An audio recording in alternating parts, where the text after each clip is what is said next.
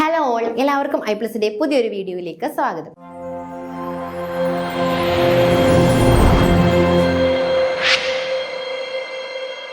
അപ്പോൾ സെറ്റ് എക്സാമിന് സ്ഥിരമായി ചോദിക്കുകയും എന്നാൽ നമുക്ക് എന്താണ് ഒരേപോലെ തോന്നുകയും പലപ്പോഴും തിരിഞ്ഞു പോവുകയും ചെയ്യുന്ന ഒരു 4 വേർഡുകളാണ് നമ്മൾ ഇന്ന് എക്സ്പ്ലെയിൻ ചെയ്യാനായിട്ട് പോകുന്നത്. അപ്പൊ സെറ്റ് എക്സാമിന് എന്നല്ല, മിക്ക ബയോളജി ബേസ്ഡ് ആയിട്ടുള്ള എക്സാമിനും ഈ 4 വേർഡുകൾ നമുക്ക് കാണാനായിട്ട് സാധിക്കും അല്ലെ.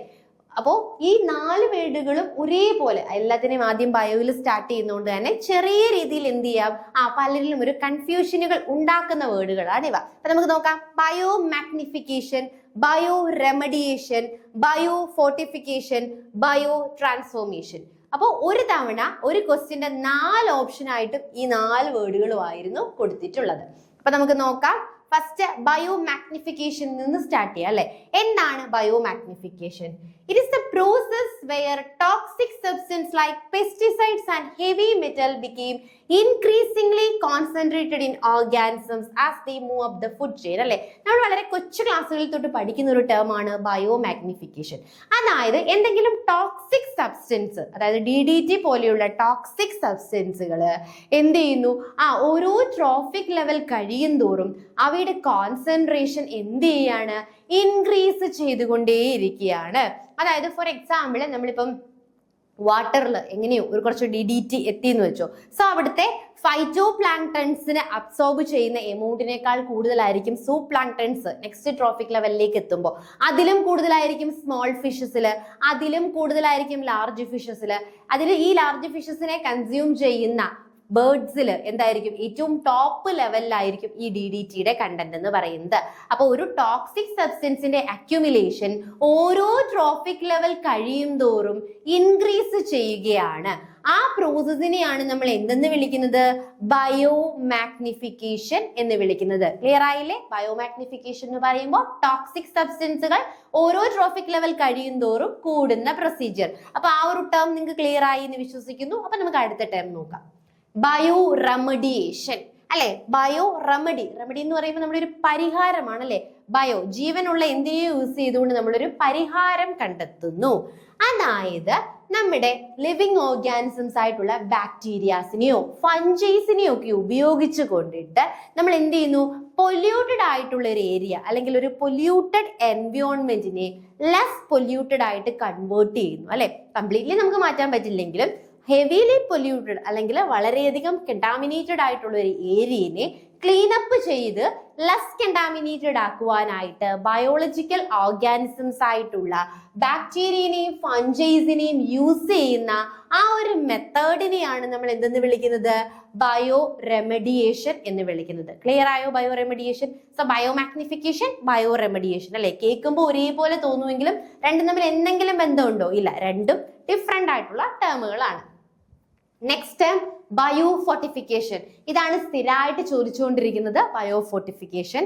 സോ ബയോ ഫോർട്ടിഫിക്കേഷൻ എന്താന്ന് വെച്ച് കഴിഞ്ഞാൽ നമ്മൾ എന്ത് ചെയ്യാണ്, enhancing the nutrition value of staple crops by increasing their micronutrient content through breeding agronomic practices. Okay, എന്തെങ്കിലും ബ്രീഡിങ്ങോ അഗ്രോണമിക് പ്രാക്ടീസസോ ഒക്കെ വഴി ഒരു ക്രോപ്പിൽ നാച്ചുറൽ ഉള്ളതിനേക്കാൾ അല്ലെങ്കിൽ അതിൽ കുറച്ചും കൂടി കൂടുതൽ ന്യൂട്രീഷണൽ വാല്യൂ നമ്മൾ എന്ത് ചെയ്യാണ്, കൂട്ടുന്ന മെത്തേഡിനെയാണ് ബയോ ഫോർട്ടിഫിക്കേഷൻ എന്ന് വിളിക്കുന്നത്. അതിലുള്ളതിനേക്കാൾ കുറച്ചും കൂടി കൂടുതൽ നമ്മൾ എന്ത് ചെയ്യുന്നു, ഈ ഒരു ന്യൂട്രീഷൻസ് ആഡ് ചെയ്തുകൊണ്ട് അവയുടെ ന്യൂട്രീഷണൽ വാല്യൂ ഇൻക്രീസ് ചെയ്യുന്നു. നാച്ചുറലി ഒരു ന്യൂട്രീഷണൽ വാല്യൂ അതിനുണ്ട്, പക്ഷെ നമ്മൾ ആ ഒരു ഏരിയയിലെ ആൾക്കാർക്ക് എന്താണോ ആവശ്യം അല്ലെങ്കിൽ ആ ഒരു പീപ്പിൾസിന്റെ ഡിമാൻഡിനനുസരിച്ച് നമ്മൾ അവിടുത്തെ ന്യൂട്രീഷൻ എന്ത് ചെയ്യുന്നു, ആ ഒരു പ്രത്യേക ക്രോപ്പിലെ ന്യൂട്രീഷൻ ഫോഴ്സ്ഫുള്ളി ഇൻക്രീസ് ചെയ്യുന്ന ആ ഒരു പ്രക്രിയനെയാണ് നമ്മൾ ബയോ ഫോർട്ടിഫിക്കേഷൻ എന്ന് വിളിക്കുന്നത്. ഇത് നമ്മൾ ബയോടെക്നോളജിക്കൽ മെത്തേഡ് ഉണ്ടല്ലോ അല്ലേ, ജനറ്റിക്കലി മോഡിഫൈഡ് ആയിട്ടുള്ള ക്രോപ്പുകൾ. അപ്പൊ ആ ഒരു മെത്തേഡ് വഴിയൊക്കെയാണ് ഈ ബയോ ഫോർട്ടിഫിക്കേഷൻ നമ്മൾ അച്ചീവ് ചെയ്യുന്നത്. സോ നമ്മുടെ ലാസ്റ്റ് ടേം എന്തായിരുന്നു, ബയോ ട്രാൻസ്ഫോർമേഷൻ അല്ലെ. അവിടെ എന്താണ്, ട്രാൻസ്ഫോർമേഷൻ എന്ന് പറഞ്ഞാൽ എന്താണ്, ഒരാൾ മറ്റൊരാളായിട്ട് മാറുന്നതിനെയാണ് നമ്മൾ ട്രാൻസ്ഫോർമേഷൻ എന്ന് വിളിക്കുന്നത് അല്ലെ. അപ്പൊ ബയോ ട്രാൻസ്ഫോർമേഷൻ, എന്തോ ഒരു ബയോളജിക്കൽ സബ്സ്റ്റൻസ് എന്തിനെയോ ട്രാൻസ്ഫോം ചെയ്യുന്നു അല്ലെ. നോക്കാം. ട്രാൻസ്ഫോർമേഷനെ തന്നെയാണ് നമ്മൾ മെറ്റബോളിസം എന്ന് വിളിക്കുന്നത്. ഈ ബയോ ട്രാൻസ്ഫോർമേഷന്റെ മറ്റൊരു പേരാണ് എന്ത്? മെറ്റബോളിസം എന്ന് പറയുന്നത്. It's a process by which a living organism, typically a biological system, chemically alter a substance, often a drug or synbiotic, foreign substance into different chemical compound. This process is usually catalyzed by enzyme. Okay, so നമ്മുടെ ഒരു biological സിസ്റ്റത്തിൽ എന്തെങ്കിലും ഒരു substance, ആ സബ്സ്റ്റൻസിനെ എന്ത് ചെയ്യുന്നു, ഇപ്പോൾ ഒരു മെഡിസിൻ കഴിച്ചു എന്ന് വെച്ചോ, ആ ഒരു സബ്സ്റ്റൻസിനെ എന്ത് ചെയ്യുന്നു, ഒരു എൻസൈമിന്റെ സഹായത്തോടുകൂടി അതിനെ എന്ത് ചെയ്യുന്നു, ഓൾട്ടർ ചെയ്തിട്ട് മറ്റൊന്നായി കൺവേർട്ട് ചെയ്യുന്നു. ഒരു എൻസൈമിന്റെ ഹെൽപ്പോടുകൂടി ഒരു സബ്സ്റ്റൻസിനെ നമ്മൾ എന്ത് ചെയ്യുന്നു, മറ്റൊന്നായി കൺവേർട്ട് ചെയ്യുന്നതിനെയാണ് ബയോ ട്രാൻസ്ഫോർമേഷൻ എന്ന് വിളിക്കുന്നത്. For example, lipophilic fat soluble അല്ലെങ്കിൽ ഫാറ്റ് ലവബിൾ ആയിട്ടുള്ള ലിപ്പോഫിലിക് സബ്സ്റ്റൻസിനെ നമ്മൾ എന്ത് ചെയ്യുന്നു, ഹൈഡ്രോഫിലിക് വാട്ടർ സോലുബിൾ ആയിട്ട് കൺവേർട്ട് ചെയ്യുന്നു. എന്തിനു വേണ്ടി? ബോഡിയിൽ നിന്നും ഈസിലി എലിമിനേറ്റ് ചെയ്യുവാൻ വേണ്ടിയിട്ട് അതിനെ നമ്മൾ എന്ത് ചെയ്യുന്നു, അങ്ങനെ കൺവേർട്ട് ചെയ്യുന്നു. അതിനെയാണ് നമ്മൾ എന്തെന്ന് വിളിക്കുന്നത്? Bio transformation. അതായത് സിംപ്ലി പറഞ്ഞു കഴിഞ്ഞാൽ മെറ്റബോളിസം തന്നെയാണ് ഒരു ലിവിങ് ഓർഗാനിസം അല്ലെ, ബയോളജിക്കൽ സിസ്റ്റത്തിലെ ഒരു ലിവിങ് ഓർഗാനിസം ഒരു സബ്സ്റ്റൻസിനെ കെമിക്കലി ഓൾട്ടർ ചെയ്ത് മറ്റൊന്നാക്കി മാറ്റുന്ന ആ ഒരു പ്രോസസ്സിനെയാണ് നമ്മൾ ബയോ ട്രാൻസ്ഫോർമേഷൻ എന്ന് വിളിക്കുന്നത്. അപ്പൊ കേട്ടാൽ ഒരുപോലെ തോന്നുമെങ്കിലും അല്ലെ, ഡിഫറെന്റ് ആയിട്ടുള്ള ഒരു 4 ടേമുകളാണ് ഇന്ന് നമ്മൾ ഡിസ്കസ് ചെയ്തത്. ഈ 4 ടേമുകളും പല എക്സാമുകൾക്കും റിപ്പീറ്റ് ചെയ്ത് കണ്ടിട്ടുണ്ട്. അപ്പം ഈ ഒരു 4 ടേമുകളെ കുറിച്ച് നിങ്ങൾക്ക് ഒരു ഐഡിയ കിട്ടിയെന്ന് വിശ്വസിക്കുന്നു. അപ്പൊ നമുക്ക് വൺസ് അഗെയിൻ ഒന്നും കൂടി എന്ത് ചെയ്യാം, ഒന്ന് ജസ്റ്റ് സമ്മപ്പ് ചെയ്യാം.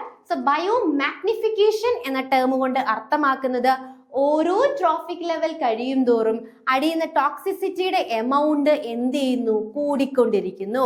അതായത് ഏറ്റവും കൂടുതൽ ഏറ്റവും മുകളിലുള്ള ട്രോഫിക് ലെവലിലായിരിക്കും അല്ലെ, ബേസ് ലെവലിലുള്ള ട്രോഫിക് ലെവലിനേക്കാൾ ഏറ്റവും കൂടിയ ട്രോഫിക് ലെവലിലായിരിക്കും ടോക്സിസിറ്റി കൂടുതൽ. അങ്ങനെ ടോക്സിക് ആയിട്ടുള്ള സബ്സ്റ്റൻസിന്റെ അക്യുമുലേഷൻ ഓരോ ട്രോഫിക് ലെവൽ കഴിയും തോറും കൂടുന്ന പ്രൊസീജിയറിനെയാണ് ബയോ മാഗ്നിഫിക്കേഷൻ എന്ന് വിളിക്കുന്നത്. Next one is bio remediation.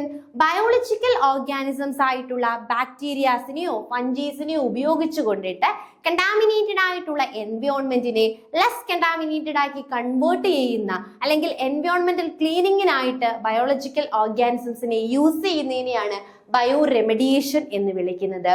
Next one is bio fortification.